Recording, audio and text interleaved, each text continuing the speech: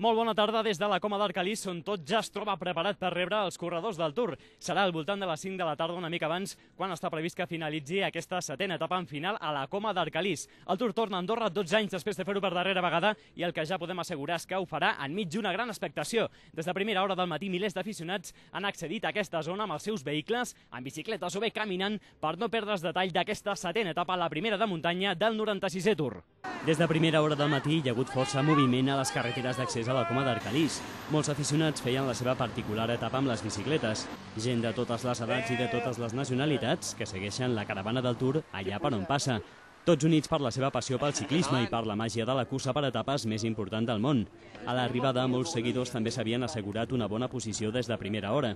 Por primera vez en el Tour de Francia, ver cómo va a estar Contador, cómo está Lance Armstrong, y entonces esto es para lo grande, es grandísimo el Tour de Francia. J'adore l'organisation, de toute façon, déjà au départ. L'organisation, c'est super à voir. On est là depuis 2 heures déjà, voyez-vous, et puis on va pas se lasser. Hein. On sera là jusqu'à 6 heures. On va tenir bon. C'est magnifique. Il y a un temps qui est ravissant en plus, comparé à Barcelone hier où il faisait mauvais à Barcelone, de la pluie toute la journée. Là aujourd'hui, le temps est merveilleux. Des de bon matí també es trobaven a punt tots els dispositius de seguretat que acompanyen la cursa. Es tracta una mica de cobrir els possibles accidents que hi puguin haver-hi. He muntat el PMA, amb aquest PMA estem 2 infermeres, el metge i tècnics, tant per l'ambulància com per cobrir els possibles accidents que hi puguin haver-hi.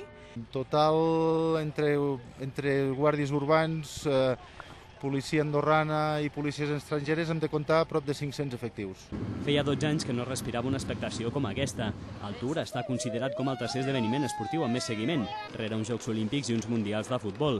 La màgia que en desprèn la Ronda Gala, però, és incomparable. Hòstia, no es veu bé això, eh?